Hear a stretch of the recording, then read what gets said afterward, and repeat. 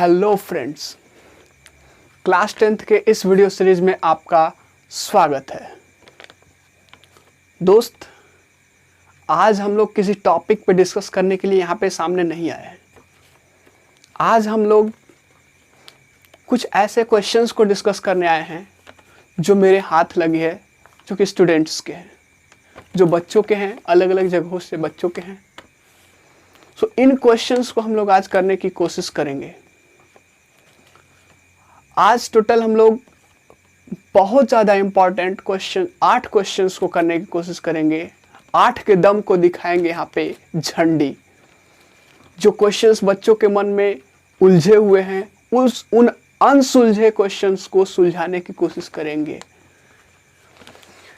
ये इतना ज़्यादा इम्पॉर्टेंट है, इतना समझ लीजिए कि ये आपके एग्ज़ाम लेवल पे, एकेडमिक एग्ज़ाम लेवल पे इम्पॉर्टेंट है, आपके कॉम्पिटिटिव लेवल के एग्ज़ाम्स के लिए इम्पॉर्टेंट है, आपके स्कॉलरशिप टेस्ट के लेवल के लिए इम्पॉर्टेंट है, और ये आपको भी खुद जानने की ज़रूरत है। सो उन क्वेश्चंस को जो हमारे हाथ लगी है, इन क्वेश्चंस को आज हम लोग करने की कोशिश करेंगे। बहुत ज़्यादा इम्पॉर्टेंट है, और न्यूट्रिशन से रिलेटेड आज क्वेश्चंस जो कर रहे हैं हम लोग, कोशिश करेंगे कि आगे भी सीरीज़ को बरकरार रखें। न्यूट्रिशन से रिलेटेड ये 8 क्वेश्चंस आपके लिए एक 8 प्लैनेट्स की तरह साबित हो सकते हैं। 8 मील का पत्थर साबित हो सकता है, एग्जाम्स में भी हो सकता है, यहाँ से क्वेश्चन आ जाए। सो चलिए बिना देर किए करते हैं आगाज हमें जो करना है आज। सो हमारे पास इस सीरीज में, इस क्वेश्चन सीरीज में अनसुलझे क्वेश्चंस के पहले क्वेश्चंस जो हमारे पास लगे हुए हैं हाथ, उसमें से पहला क्वेश्चंस है, व्हाट इज टाइलिन?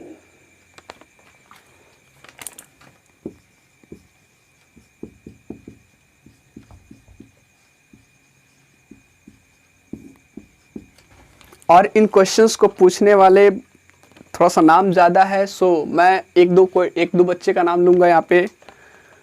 इस क्वेश्चन को पूछने वाली हैं ज्योति कुमारी, क्लास 10th। टाइलिन क्या है? सो अगर बात करें तो हमारे पास, हमारे माउथ में एक सैलिवरी ग्लैंड्स होता है। सैलिवरी ग्लैंड्स क्या करता है? सैलिवरी ग्लैंड्स सलाइवा सेक्रेट करता है, और इस सलाइवा में होता क्या है, इसमें एक एंजाइम्स होता है जिसको बोलते हैं एमाइलेज। दोस्त, ये जो एमाइलेज है, इसको हम लोग पहले टाइलिन बोलते थे। हालांकि पुराने वाले बुक्स में भी अभी भी टाइलिन दिया हुआ है, नए वाले बुक्स में आप एमाइलेज देखिएगा, वहाँ पे एमाइलेज दिया रहता है। तो एमाइलेज का क्या काम होता था, वही टाइलिन का काम यहाँ पे लिखेंगे। तो क्या काम होता था, ये क्या करता था, आपको भोजन में जो भी स्टार्च था, भोजन में जो भी स्टार्च था, उस चीज़ को क्या करता था, डाइजेशन करता था, फर्दर डाइजेशन। और डाइजेशन करके इसको सिंपलर शुगर में बदलता था। डाइजेशन करके क्या करता था, सिंपलर शुगर में चेंज कर देता था इसको। सैलिवरी ग्लैंड सेक्रेट करता है सलाइवा, सलाइवा में होता है एमाइलेज, एमाइलेज का पुराना नाम है टाइलिन। और टाइलिन क्या करता है, हमारे भोजन में जो भी स्टार्च प्रेजेंट होता है उसका डाइजेशन, आगे का डाइजेशन करता है, और डाइजेशन करके उसको सिंपलर शुगर में क्या कर देता है, कन्वर्ट कर देता है। जैसे कि आपका माल्टोज और डेक्स्ट्रीन, इन फॉर्म्स में क्या कर देता है, बदल देता है, और ये आगे भी स्मॉल इंटेस्टाइन में भी डाइजेशन होने लगता है। मतलब कि स्टोमक में, अगर स्टोमक से पहले की बात करें माउथ में, तो माउथ में इसका डाइजेशन बिगिन होता है, शुरू होता है।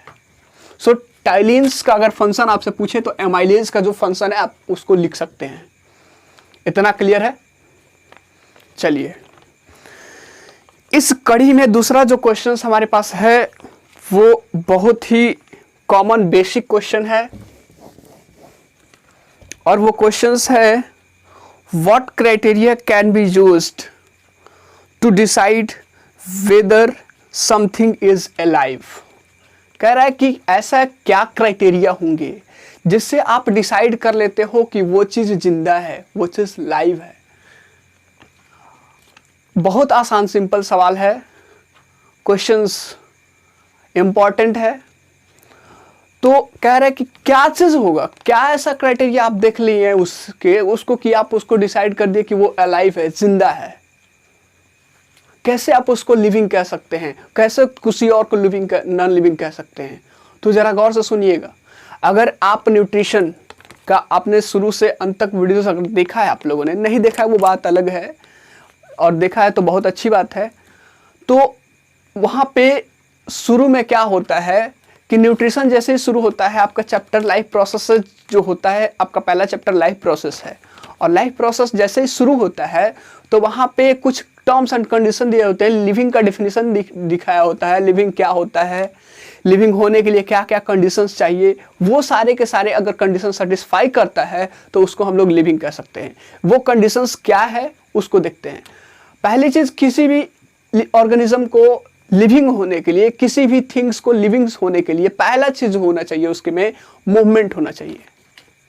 मूवमेंट होना चाहिए मतलब कहने का मतलब एक जगह से दूसरे जगह क्या कर सके, मूव कर सके। मतलब लिविंग थिंग्स कैन मूव, मतलब मूवमेंट होना चाहिए पहला चीज। तो अब मूवमेंट की बात कर रहे हैं यहाँ पे, तो थोड़ा सा सुन लीजिए। मूवमेंट दो तरह का होता है, एक टेम्पररी और एक परमानेंट। टेम्पररी मोमेंट और परमानेंट मोमेंट। जैसे देख लीजिए, आप मैं जब बोल रहा हूं तो मेरे बॉडी का पार्ट्स हिल रहा है पूरी तरीके से, तो ये चीज जो है ये भी एक मोमेंट है। और एक मैं यहां से आ करके एक यहां पे आ जाता हूं, तो ये भी एक क्या है, मूवमेंट है। तो दोनों में डिफरेंस क्या है, एक टेम्पररी मोमेंट है, एक टेम्पररी और एक परमानेंट। जैसे यहां से मैं आ गया और यहां पे आ गया, तो ये चीज एक मोमेंट है, मतलब अपना लोकेशन चेंज कर देते हैं। पहले जिस लोकेशन पे थे उससे अब दूसरे लोकेशन पे आ गए, तो इसको बोलते हैं लोकोमोशन। इस मोमेंट को बोलते हैं लोकोमोशन। और इसको टेम्पररी, इसको क्या बोलते हैं, टेम्पररी मोमेंट। मतलब कि अपने एक पॉइंट को फिक्स रखते हैं और बाकी पार्ट्स को हिलाते रहते हैं। जैसे मुंह देख लीजिए, तो माउथ का जो एंडिंग पॉइंट है जहां से वो अटैच्ड है वो चीज फिक्स है, और बाकी सारे वो चीज हिल रहा है।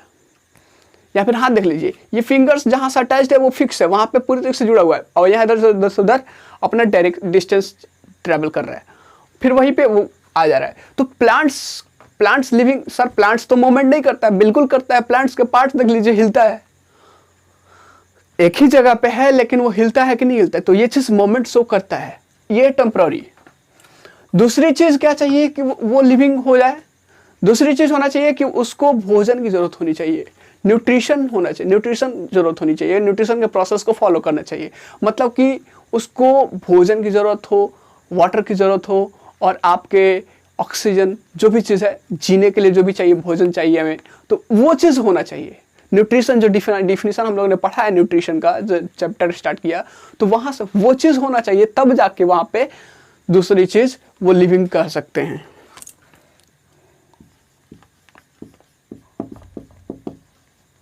न्यूट्रिशन।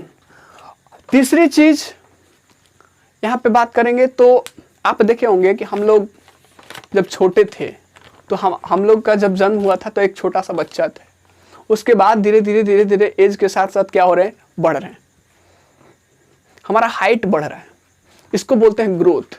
सबसेक्वेंट जो धीरे धीरे ग्रोथ हो रहा है, चाहे प्लांट्स की बात कर ले या फिर एनिमल्स की बात कर ले, ये चीज़ क्या हो रहा है, बढ़ रहे हैं। तो ये चीज़ दिखा रहा है कि वो लिविंग है, मतलब ग्रोथ होना चाहिए।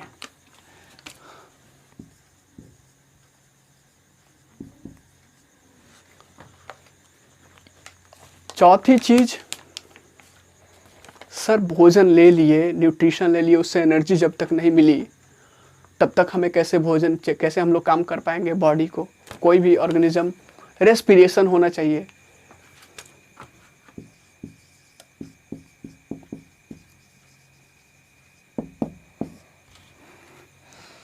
रेस्पिरेशन भी होना चाहिए, मतलब भोजन से एनर्जी निकाल लेने की जो कैपेसिटी होती है वो होनी चाहिए। भी हुआ हमारे पास मूवमेंट, न्यूट्रिशन, ग्रोथ, रेस्पिरेशन, और भी बहुत सारे हैं, जैसे कंट्रोल एंड कोऑर्डिनेशन, मतलब कि अपने आप को सराउंडिंग के अकॉर्डिंग चेंज कर देना। इसको बोलते हैं कंट्रोल एंड कोऑर्डिनेशन। उसके बाद एक्सक्रीशन, वेस्ट प्रोडक्ट को अपने बॉडी से बाहर रिलीज कर देना, एक्सक्रीशन। नाइट्रोजनस वेस्ट को बॉडी से बाहर रिलीज कर देना, इसको बोलते हैं एक्सक्रीशन। उसके बाद आपका आ जाता है ऑर्गेनिज्म अपने तरह के ऑर्गेनिज्म को रिप्रोड्यूस कर सके, प्रजनन कर सके, ताकि उसकी आगे की जो लाइफ है या फिर उसके जनरेशन्स है वो चलता रहे, पीढ़ी बनी रहे, अपने ही तरह के रिप्रोडक्शन। लिख सकते हैं यहाँ पे कंट्रोल एंड कोऑर्डिनेशन, एक्सक्रीशन, और एक है रिप्रोडक्शन। ये सारे के सारे जो आप देख रहे हैं, ये सारे के सारे आप देख रहे हैं तो किसी नॉन लिविंग थिंग्स में देख लीजिए। जैसे बाइक हो गया, बाइक मूवमेंट करता है, चलिए मानते हैं, लेकिन न्यूट्रिशन लेता है क्या? क्या वो बढ़ता है? क्या वो रेस्पिरेशन करता है? या फिर कंट्रोल एंड कोऑर्डिनेशन के प्रोसेस को शो करता है?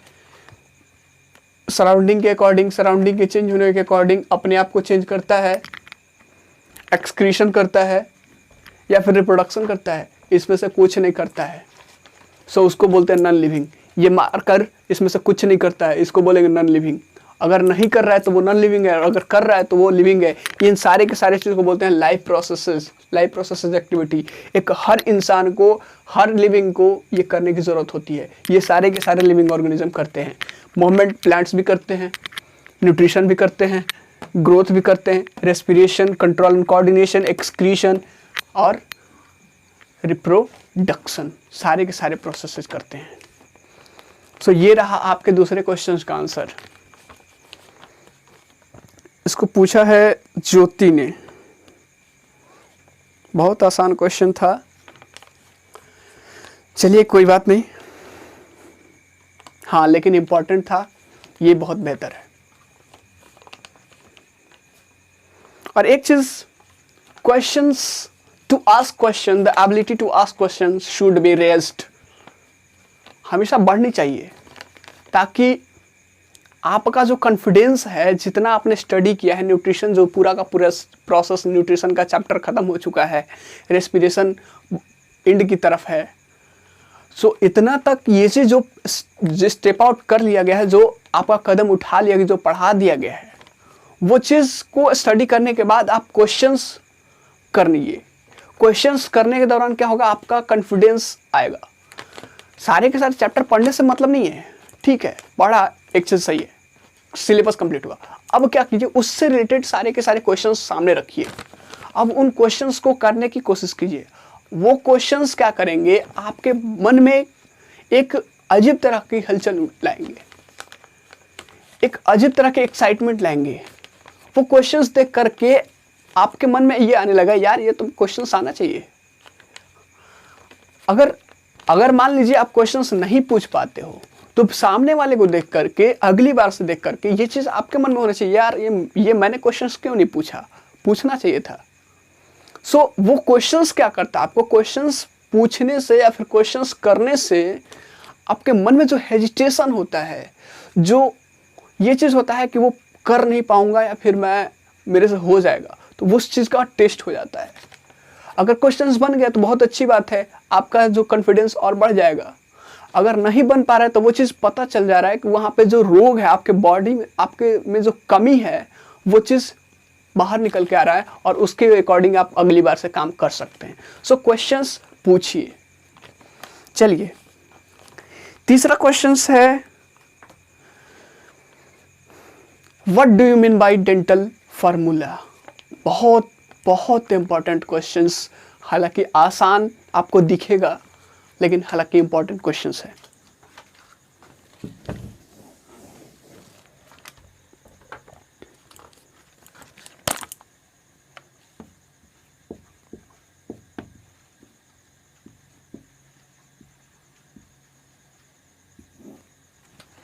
डेंटल फार्मूला, एक्सप्लेन द, एक इसमें और है, explain the dental formula in humans. Humans में डेंटल फार्मूला को एक्सप्लेन करना है। इसको पूछने वाले का नाम है ऋषि, अजीब तरह से नाम लिखा हुआ यहाँ पे, स्नेहा।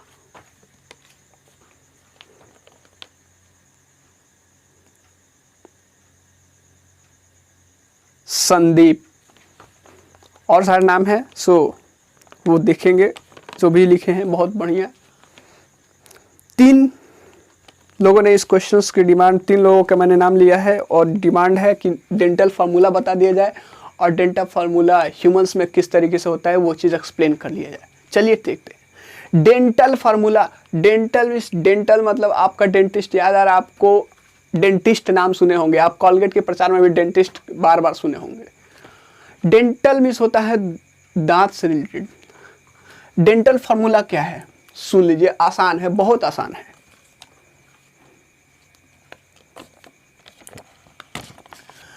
डेंटल फार्मूला क्या रिप्रेजेंट करता है कि हमारे पास 2 जॉ होते हैं, अपर जॉ और लोअर जॉ।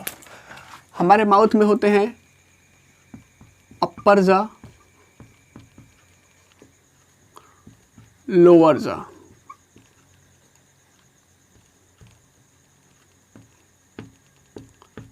जाने की बात नहीं कर रहा हूं भाई, अपर जॉ और लोअर जॉ। आपको भी पता है, अगर ह्यूमंस की बात करें तो यहाँ पे 16 टीथ होते हैं और नीचे में 16 टीथ होते हैं। तो फार्मूला होगा यहाँ पे, ये टीथ के नंबर को दिखाता है कि एक साइड में, अगर मान लीजिए अपर जॉ को अगर डिनोट करें इस तरीके से,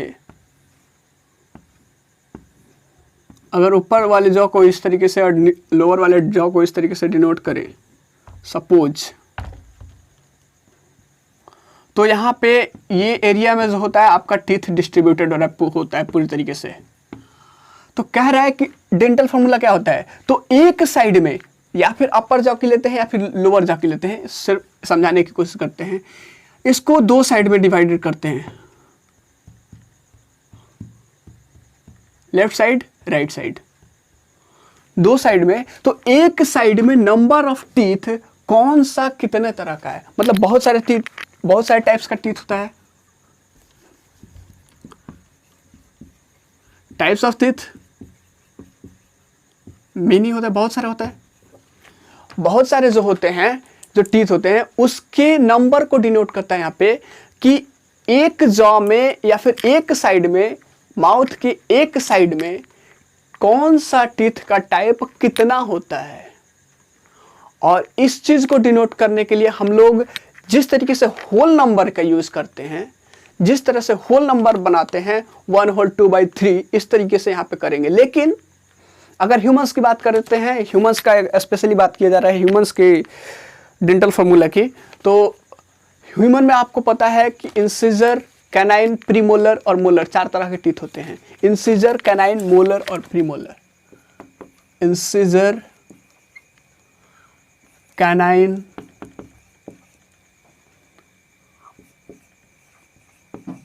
प्रीमोलर और मोलर, ये 4 तरह के टीथ होते हैं। अब जरा देखिए डेंटल फार्मूला को डिनोट करने के लिए करते क्या है, इन टाइप्स के पहले लेटर को लेते हैं, इन टाइप्स के पहले लेटर को लेते हैं। प्रीमोलर के लिए P और M लेते हैं और मोलर के लिए M, मतलब इंसीजर के लिए लेंगे I, कैनाइन के लिए लेंगे C और प्रीमोलर के लिए लेंगे PM और मोलर के लिए लेंगे M। अब कैसे डिनोट किया जाता है, कैसे वो चीज़ किया जाता है, 32 टीथ अपर जॉ और लोअर जॉ मिला के, अपर जॉ में बात करेंगे तो 16 और लोअर जॉ में बात करेंगे तो 16। अगर बात करेंगे यहाँ पे पूरा 16 तो इधर कितना 8 और इधर कितना 8, इधर कितना, अगर नीचे वाले में बात करेंगे तो इधर कितना 8 और इधर कितना 8। तो डिनोट कैसे करेंगे सुनिए, इस इतना बटा में इतना, इतना बटा में इतना, इतना बटा में इतना और इतना बटा में इतना। एक चीज याद रखिएगा कि यहाँ पे जिस तरीके से टीथ का अरेंजमेंट होता है वही चीज यहाँ पे अरेंजमेंट होता है, उतना ही नंबर होता है। अगर इधर 8 है, इधर इंसीजर 1 है तो इधर भी इंसीजर 1 होगा, सपोज मैंने बोला है। और यहाँ पे कैनाइन 1 है तो कैनाइन इधर भी 1 होगा, इधर कैनाइन 1 है तो कैनाइन इधर भी 1 होगा। जो यहाँ पे होगा वही चीज यहाँ पे होगा, जो यहाँ पे होगा वही चीज यहाँ पे होगा। ये सारे के सारे इक्वली होते हैं। तो इस चीज़ को डिनोट कैसे किया जाता है जरा देखिए, डेंटल फार्मूला आसान है, बहुत आसान है, समझ में आ जाएगा आपको। तो इंसीजर से शुरू करते हैं। इंसीजर आपके शुरू में आपका जो आगे वाला फ्रंट जो टीथ होता है इंसीजर होता है। इंसीजर से करते हैं तो आई होल कितना होता है? इंसीजर आपके एक तरफ 4, नीचे अपर जॉ में 4, नीचे जॉ में 4, 2/2, कैनाइन 1/1, प्रीमोलर 2/2, मोलर 3/3। समझाने की कोशिश करते हैं। देखिए क्या है इंसीजर, ये ऊपर वाला जो फ्रैक्शन का ऊपर वाला जो पोर्शन है वो अपर जॉ को डिनोट करता है,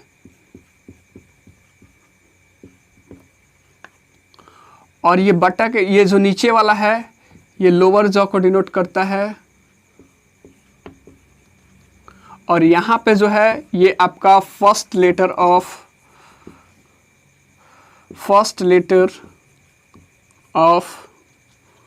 टीथ टाइप।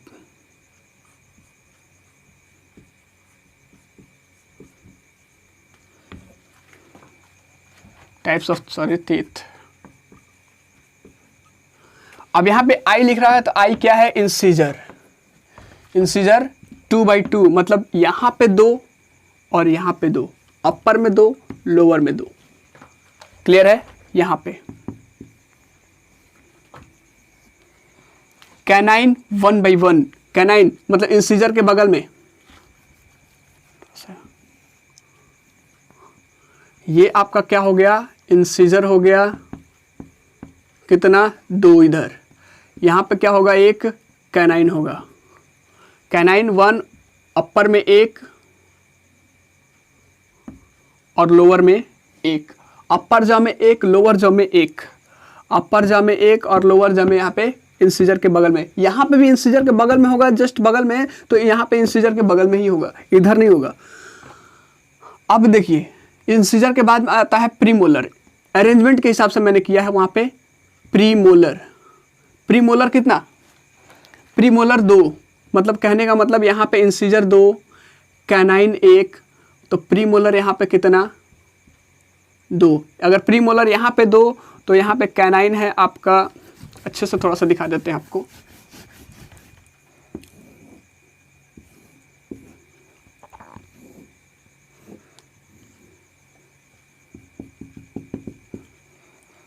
देखिए ये है आपका incisor,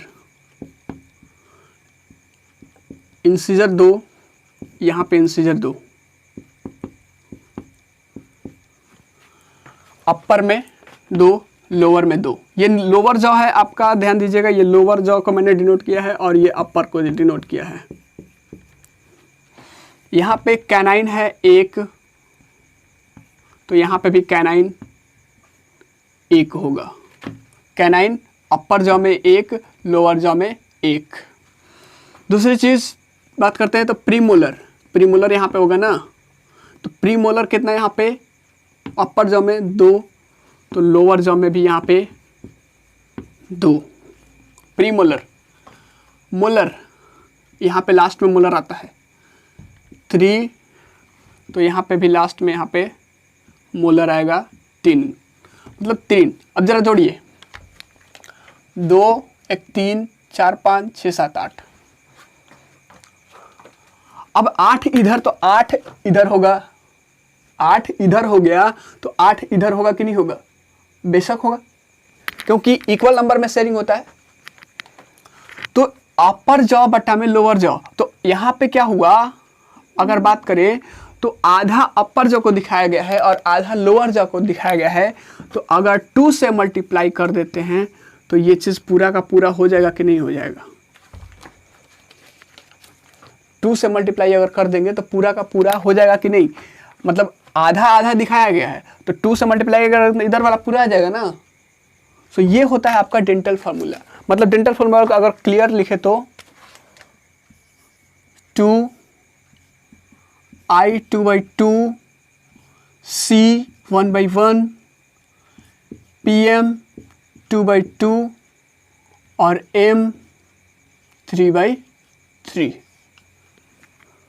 total number of teeth 32। ये रहा आपका डेंटल फॉर्मूला इन ह्यूमंस।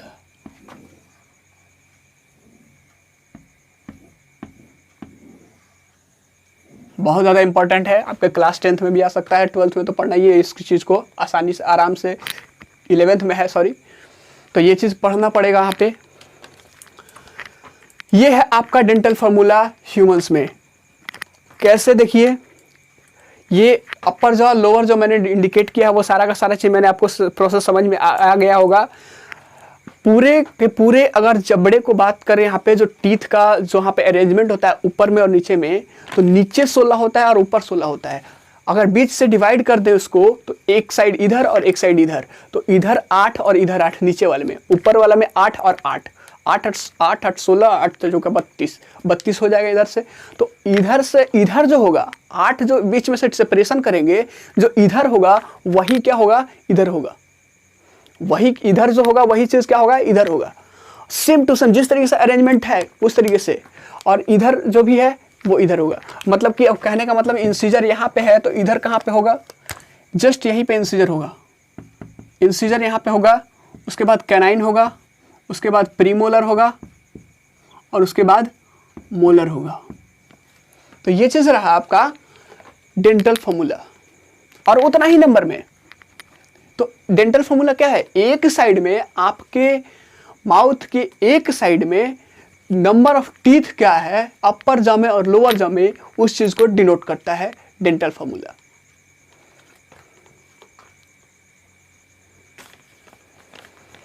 चौथा जो क्वेश्चन हमारे पास है वो बहुत ज्यादा इंपॉर्टेंट है, बहुत ज्यादा इंपॉर्टेंट है। आपको लगेगा कि बहुत आसान है, जरा सुन लीजिए क्वेश्चंस क्या है।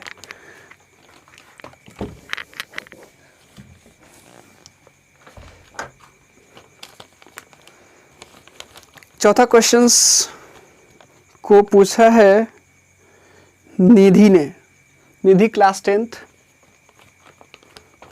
क्वेश्चंस है, सुनिए जरा। Humans cannot digest green leaves और grasses while herbivores can consume and digest them. Explain. कह रहा है कि ह्यूमन ग्रीन ग्रासेस को, हरे पत्तियों को और हरे घासों को डाइजेस्ट नहीं कर पाते हैं, लेकिन वही चीज़ अगर हार्बीवोर्स की बात करें तो आसानी से डाइजेस्ट कर पाते हैं। अब क्वेश्चंस आपको आसान लगेगा, बोलेंगे कि ये इतना आसान क्वेश्चंस पूछने वाली नहीं है। क्लास 7th और 6th में ये चीज़ पढ़ा गया है, सो आसान आपको लग रहा होगा, लेकिन आप क्लास 10th में हो तो क्लास 10th के हिसाब से उसका आंसर होना चाहिए, स्टैंडर्ड वही होनी चाहिए। तो क्लास 6 और 7th की बात ना करें यहाँ पे। सुनिए ये क्वेश्चंस कैसे इंपॉर्टेंट है, आपको कैसे वो चीज़ अलग है दिखेगा। चलिए क्वेश्चंस एक बार फिर से सुन लीजिए। ह्यूमंस कैनॉट डाइजेस्ट, नोट करना होगा तो नोट कर लीजिए। Human cannot digest green grasses और leaves while herbivores can consume and digest them. कैसे, यार देखिए, जो ग्रासेज होते हैं, जो ग्रासेज होते हैं उसमें क्या होते हैं, ग्रीन ग्रासेज और ग्रीन लीव्स, इनमें क्या होते हैं, तो इनमें आपको पता है कि इनमें होना चाहिए क्या, सेलुलोज होता है। सेलुलोज अगर बता दें आपको तो ये कॉम्प्लेक्स कार्बोहाइड्रेट इसको कहा जाता है। कॉम्प्लेक्स कार्बोहाइड्रेट क्यों कहा जाता है मैं बात करूंगा यहाँ पे। उन ग्रासेज में क्या होता है, ग्रीन ग्रासेज और लीव्स में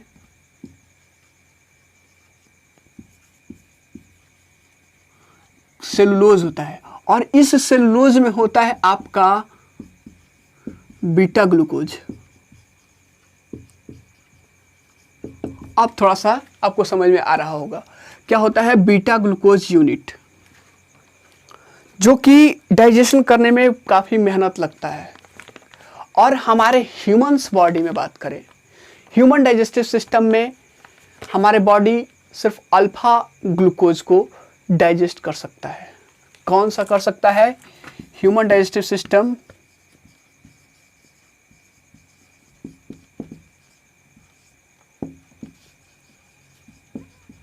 ह्यूमन डाइजेस्टिव सिस्टम किस चीज को डाइजेस्ट कर सकता है? अल्फा ग्लूकोज यूनिट को। मतलब हमारे बॉडी में वैसे एंजाइम नहीं सेक्रेट होते हैं जो इसके बॉन्ड को बीटा ग्लूकोज यूनिट के बॉन्ड को क्या कर सके? ब्रेक कर सके। और यही चीज हार्बीवोर्स की बात करें, हार्बीवोर्स एनिमल्स की, तो हार्बीवोर्स के स्टमक में कुछ बैक्टीरिया होते हैं और उसके साथ साथ बैक्टीरिया के साथ साथ वो एंजाइम्स होते हैं जो बीटा ग्लूकोज के बॉन्ड को क्या कर सके? इजीली क्या कर सके? ब्रेक कर सके। और जब इजीली ब्रेक कर देगा तो वो चीज आसानी से डाइजेस्ट कर पाएगा हार्बीवोर्स। और ह्यूमन डाइजेस्टिव सिस्टम में बात करें तो वो चीज नहीं डाइजेस्ट हो पाएगा, क्योंकि यहाँ पे वैसे एंजाइम्स क्या करते हैं? अब्सेंट होते हैं। सो ये चीज रहा आपका इस क्वेश्चन का आंसर। छोटा सा था लेकिन बहुत ज़्यादा सटीक था, बहुत ज़्यादा इंपॉर्टेंट क्वेश्चंस था। बोर्ड के लेवल से तो काफ़ी बेटर था। और इसका तो डाइजेशन सर, इसका डाइजेशन हम लोग आसानी से वो स्मॉल इंटेस्टाइन तक कंप्लीटली हो जाता है। इसको डाइजेशन होने में आपका लार्ज इंटेस्टाइन तक पहुंच जाता है। सो ये रहा आपका चौथा क्वेश्चंस। और इस कड़ी में पांचवा क्वेश्चंस है बहुत ही शानदार। पांचवा क्वेश्चन है कि एपिग्लोटिस क्या है? एपिग्लोटिस क्या है और इसका रोल डाइजेस्टिव सिस्टम में क्या है? एपिग्लोटिस क्या है? What is epiglottis?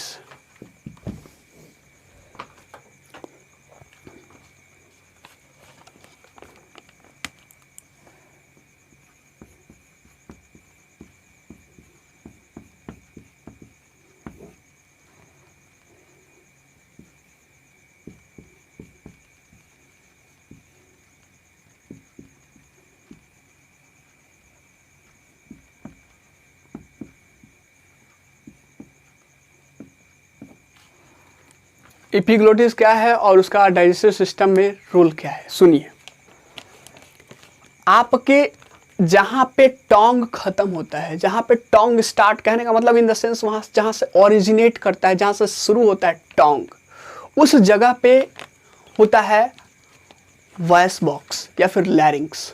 लैरिंक्स के स्टार्टिंग पे ही आपका एक leaf like structure, leaf structure, पत्ते की तरह का स्ट्रक्चर, जो फ्लिप लाइक स्ट्रक्चर बोलते, फ्लैप लाइक स्ट्रक्चर बोलेंगे,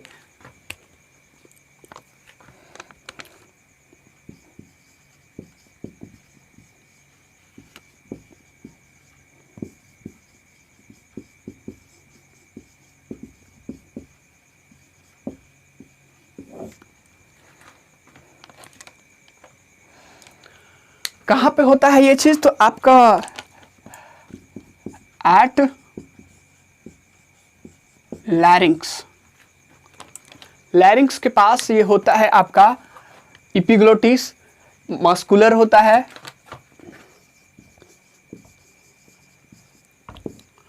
epiglottis is a muscular leaf structured flap like structure present at the larynx और वॉइस बॉक्स। कहां पे होता है? वॉइस बॉक्स में। अब होता क्या है यहाँ पे कि जैसे आप भोजन लेते हैं तो ये एक स्विच की तरह काम करता है, जो विंड पाइप और आपके मतलब कि लैरिंक्स तो वॉइस बॉक्स तो विंड पाइप की, विंड पाइप का वो पार्ट है। तो ये क्या करता है कि जैसे आप भोजन लेते हैं, जैसे आप भोजन लेते हैं तो वो क्या कर देता है, विंड पाइप के पैसेज को, विंड पाइप के रास्ते को क्या कर देता है? ब्लॉक कर देता है। क्यों ब्लॉक कर देता है? आप यहाँ पे फिगर देख रहे होंगे। विंड पाइप को क्या कर देता है? रास्ते को क्या करता है? ब्लॉक कर देता है, ताकि आप जो भोजन ले रहे हो वो भोजन का पार्टिकल्स विंड पाइप में ना जाए। विंड पाइप में अगर चला जाएगा तो हो सकता है आपको सरक सकता है, या फिर कुछ एंग्जाइटी की तरह का कुछ हो सकता है, हिचकी आ सकती है, जो कि बहुत ज़्यादा तकलीफ देने वाला होता है। दूसरी चीज कि अगर वो डाइजेस्टिव सिस्टम में क्या करता है, ये एक मतलब ये चीज़ क्या करता है, ये पासेस करता है, इस ये भोजन को क्या करता है, नीचे की तरफ पुश करता है, और ये विंड पाइप को क्या कर देता है, ब्लॉक कर देता है। दूसरी चीज़, अगर रेस्पिरेटरी सिस्टम अगर पढ़ेंगे वहाँ पे, तो वहाँ पे इसे बताया जाएगा कि जब सांस लेते हैं तो ये क्या करता है, फूड पाइप के रास्ते को क्या कर देता है, ब्लॉक कर देता है, ताकि विंड पाइप से जो निकली हवा फूड पाइप में इंटर ना करे। फूड पाइप में इंटर करेगा तो नुकसान कर सकता है, और वो विंड पाइप में आसानी से चला जाए। मतलब सपोज कीजिए कि ये स्ट्रक्चर्स है,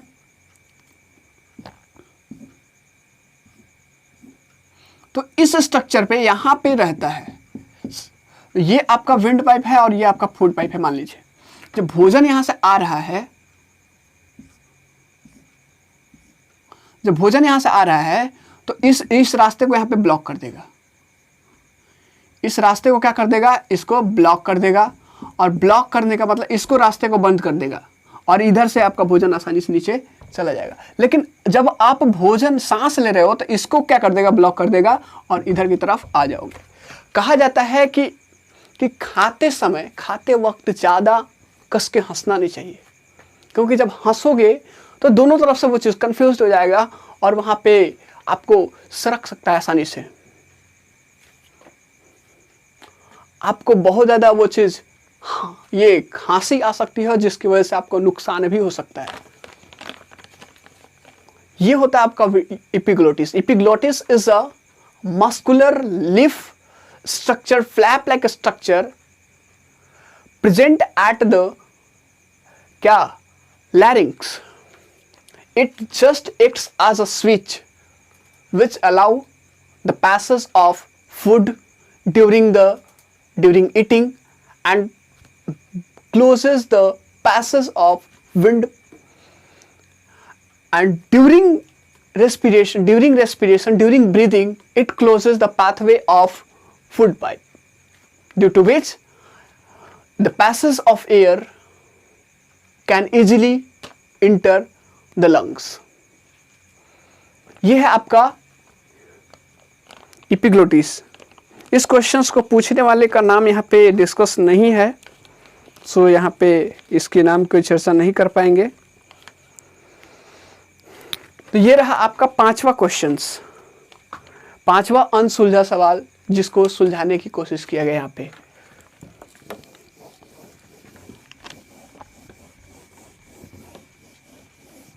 और इसको आप एडम सेपल के जस्ट, एडम सेपल जो होता है, एडम सेपल, इसके जस्ट 2 उंगली इधर की तरफ होता है।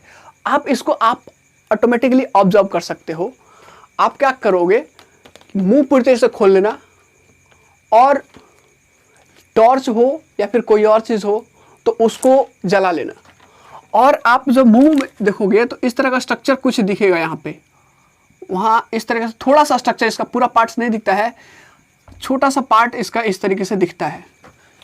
आप देखोगे पूरी तरीके से, जब मुंह खोलोगे तो अंदर की तरफ जहाँ पे कर्विंग है, यहाँ पे यहीं पे कहीं दिखेगा, और वही चीज़ आपका पार्ट है, आपका क्या, एपिग्लोटिस का पार्ट है। ये पूरा नहीं दिखता है, थोड़ा सा दिखता है। इसके बाद हमारे पास है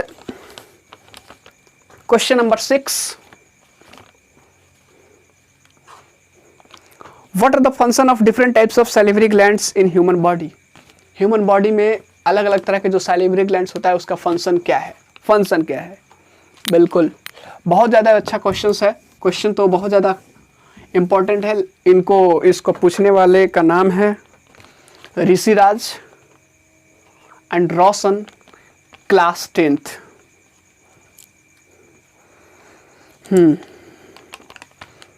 तो अगर बात करें, हमारे ह्यूमंस की बात कर रहे हैं, यहाँ पे ह्यूमंस में लिखा गया है, तो ह्यूमन बॉडी में अगर बात करें सैलिवरी ग्लैंड, तो सर एक ही होता है, उसके 3 पार्ट्स हैं। 3 पार्ट्स है। एक का नाम है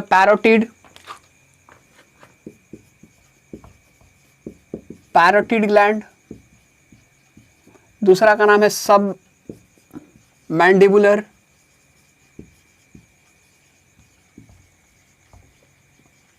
तीसरे का नाम है आपका सबलिंगुअल।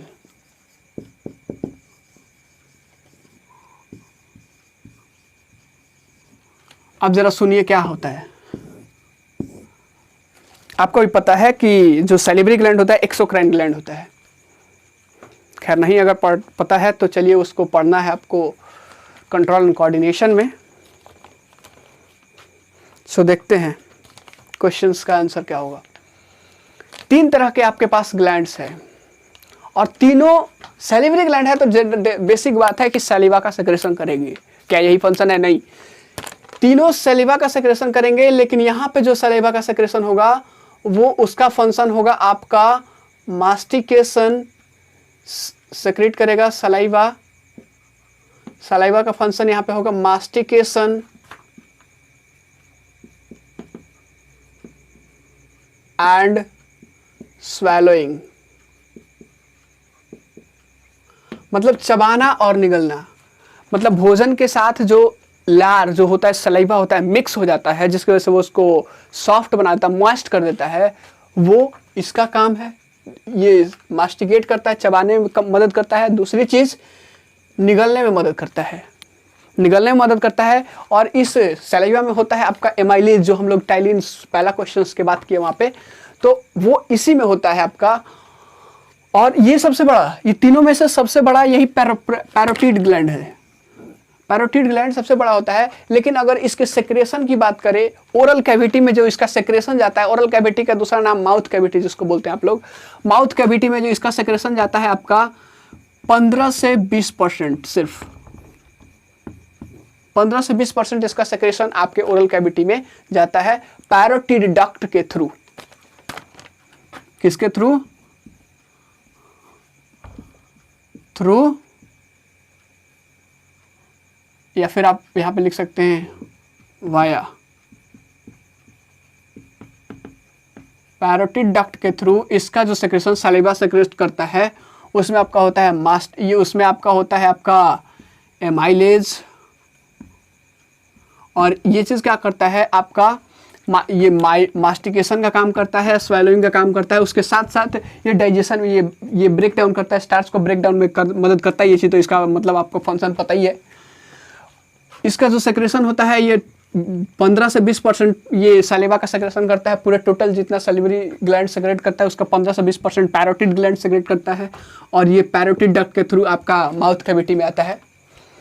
दूसरी चीज़ यहाँ पे हम बात करेंगे, यहाँ पे सब मैंडिबुलर। अभी हम सोचे कि क्वेश्चन भी ये खत्म हो गया, लेकिन अभी बाकी है इसमें सब मैंडिबुलर ग्लैंड। सब मैंडिबुलर ग्लैंड्स की बात करें, ये भी सलाइवा का सेक्रेशन करेगा, लेकिन उससे थोड़ा सा डिफरेंट होगा। सलाइवा का सेक्रेशन करेगा, लेकिन ये चीज़ जो सलाइवा होगा इसका जो थोड़ा सा इसमें थोड़ा सा मिक्सअप होगा, क्या? म्यूकस। सलाइवा प्लस म्यूकस, इसमें म्यूकस भी मिक्स होगा। अब ये चीज़ क्या करेगा? म्यूकस, ये चीज़ का क्या होता है इसके बारे में बात करें तो ये 65 से 70% पूरा सेक्रेशन करता है।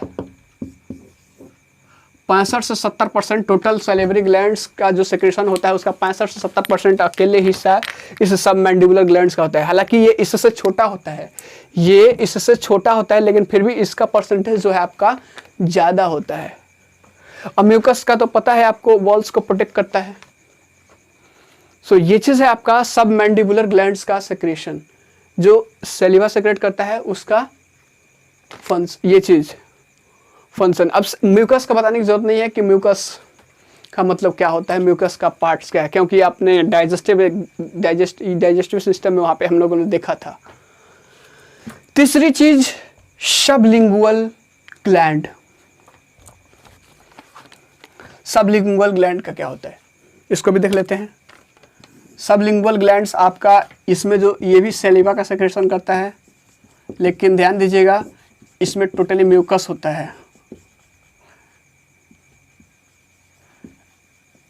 इसका जो सलाइवा होता है उसका जो नेचर होता है म्यूकस नेचर का होता है। कहने का मतलब इसमें म्यूकस का ज़्यादा अमाउंट होता है और इसको मिक्स्ड ग्लैंड कहते हैं। इन दोनों का मिक्स्ड ग्लैंड कहते हैं।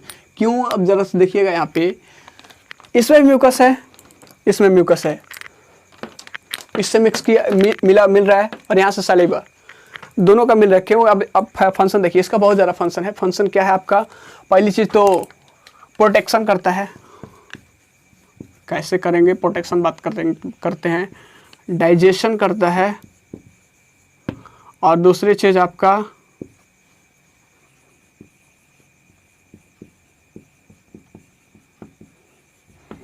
मॉइस्चराइजिंग। प्रोटेक्शन किससे करता है? म्यूकस होता है तो ये बैक्टीरिया से प्रोटेक्ट करेगा। बैक्टीरिया से क्या करेगा? प्रोटेक्ट करेगा। बैक्टीरिया जो भी भोजन में आ जाते हैं उन बैक्टीरिया से प्रोटेक्ट करेगा। म्यूकस की वजह से उसको मार देगा। Protection from bacteria.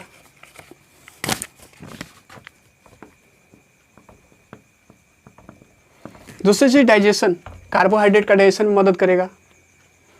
कार्बोहाइड्रेट का डाइजेशन में मदद करता है। और तीसरी चीज मॉइस्चराइजिंग करने में, मतलब जो भोजन है आपका उसको मॉइस्चराइज करता है, मतलब नमी उसमें प्रदान करता है। और इस तरीके से इसका फंक्शन ये चीज़ होता है। अब इसका परसेंटेज देखिए 15 to 20%, इसका है 65 to 70% और इसका है 5%, अप्रॉक्सीमेटली लगभग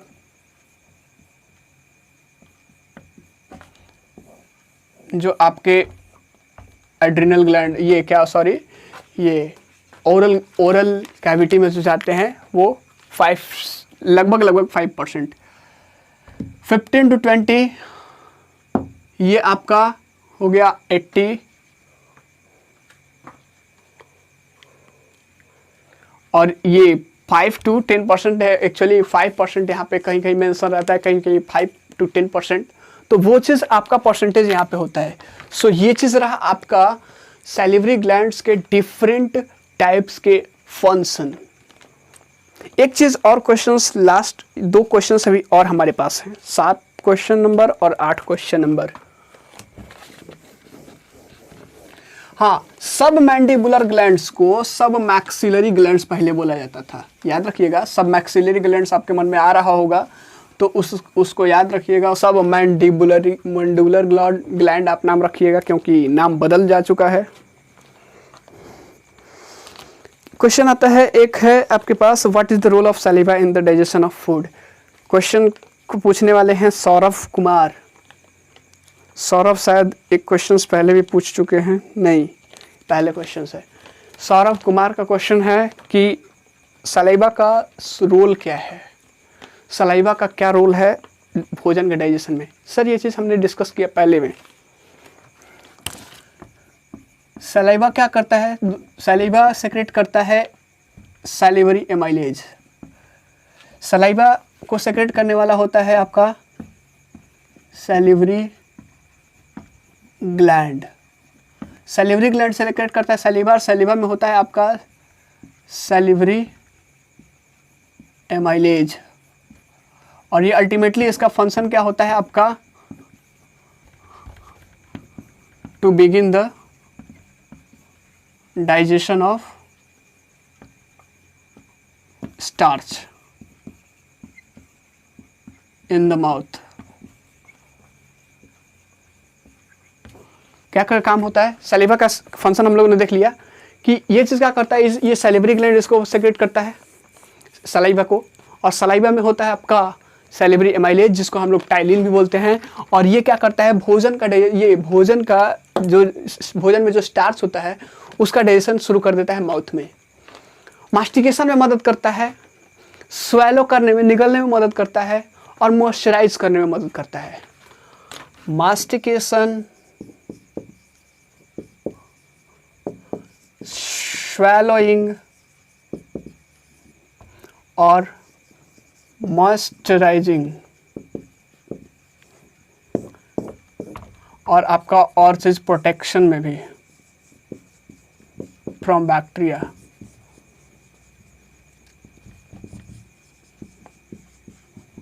तो बहुत सारे चीज़ से मदद करता है। ये चीज़ तो हम लोगों ने उसमें भी देख लिया, 2 क्वेश्चंस इस तरह से रिलेटेड थे इससे। सो चलिए सौरभ जी, आपका क्वेश्चंस का हल मिल गया होगा, उम्मीद करता हूँ आपको खुशी से झूम रहे होंगे।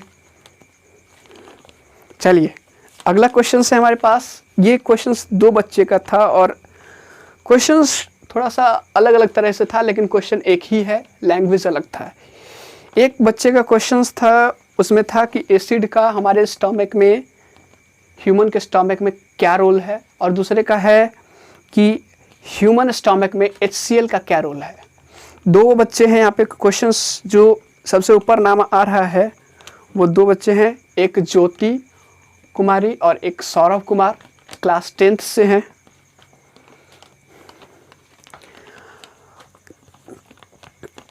यहाँ पे HCl का रोल क्या है, कहने का मतलब HCl का फंक्शन बता दीजिए स्टमक में। सर अगर आपने न्यूट्रिशन ह्यूमन डाइजेस्टिव सिस्टम अगर देखा होगा पूरी तरीके से वीडियोस, तो ये क्वेश्चंस नहीं होता है। अगर नहीं देखा है तो फिर से ठीक है, देख लीजिए उस चीज़ को।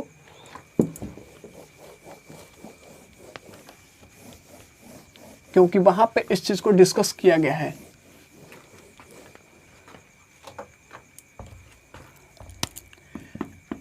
HCl हमारे स्टमक में, HCl का फुल फॉर्म होता है हाइड्रोक्लोरिक एसिड। आपको पता है एक स्ट्रॉन्ग एसिड है। इसका काम क्या होता है सुनिए। हमारे बॉडी में जो भी भोजन के साथ बैक्टीरिया इंटर कर रहे हैं उसको किल करना। पहला इसका फंक्शन क्या है, शॉर्टकट में वो चीज़ करते हैं, टू किल द बैक्टीरिया और जर्म्स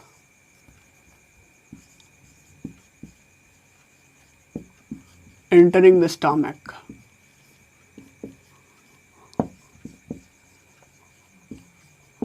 पहला काम। दूसरी काम क्या होता है, दूसरा काम स्टमक में जो भोजन है उसका मीडियम को चेंज करके एसिडिक बना देना।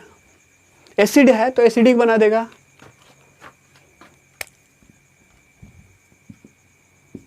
To provide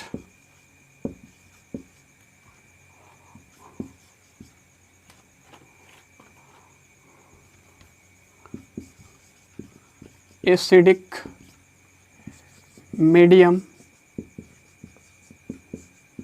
to the food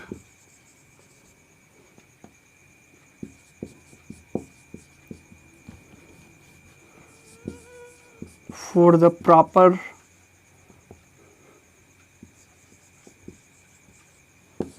functioning of pepsin.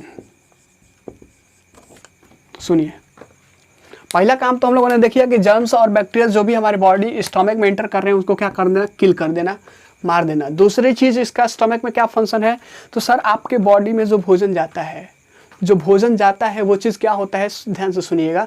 जो भोजन जाता है वो जब जैसे स्टमक में जाता है तो होता क्या है वहाँ पे कि एंजाइम पेप्सिन, गैस्ट्रिक ग्लैंड्स जो होता है हमारे स्टमक के वॉल्स में गैस्ट्रिक ग्लैंड्स होते हैं, वो 3 चीज़ का सेक्रेशन करते हैं, एक HCl, एक म्यूकस और एंजाइम पेप्सिन। हम बात करेंगे सिर्फ टॉपिक से रिलेटेड। सो पेप्सिन का काम सुनिए, यहाँ पे पेप्सिन आया है इसलिए पेप्सिन को डिस्क्राइब करेंगे। पेप्सिन का कंडीशन है कि वो एक्टिवेट तब तक नहीं हो सकता है, मतलब वहाँ पे काम तब तक नहीं करेगा जब तक कि वहाँ का जो भोजन है, वहाँ पे स्टमक में जो भोजन है उसका मीडियम एसिडिक ना हो। कंडीशन उसका है कि वो काम तभी करेगा जब वहाँ पे मीडियम भोजन का जो है एसिडिक हो। उसके कंडीशंस को सेटिस्फाई करने के लिए HCl क्या करता है, उस भोजन में मिक्स हो जाता है और उसके मीडियम को क्या बना देता है, एसिडिक बना देता है। यही 2 काम था उसका। ये था आपका HCl का काम आपके स्टमक में जो भोजन होता है उसके साथ उसका जो फंक्शन है। सो उम्मीद करता हूँ ये सारे के सारे क्वेश्चंस अब समाप्त हो चुके हैं। ज्योति और सौरभ बाबू आप लोग समझ गए होंगे। सो उम्मीद करता हूँ पूरी तरीके से समझ में आया होगा। आगे भी क्वेश्चंस का सीधा कोशिश करेंगे आगे जारी रखने की। सो आज के लिए बस इतना ही। It's all for today. Thank you class. Have a nice day. Stay healthy, stay live और हमेशा खुश रहिए। Stay happy forever.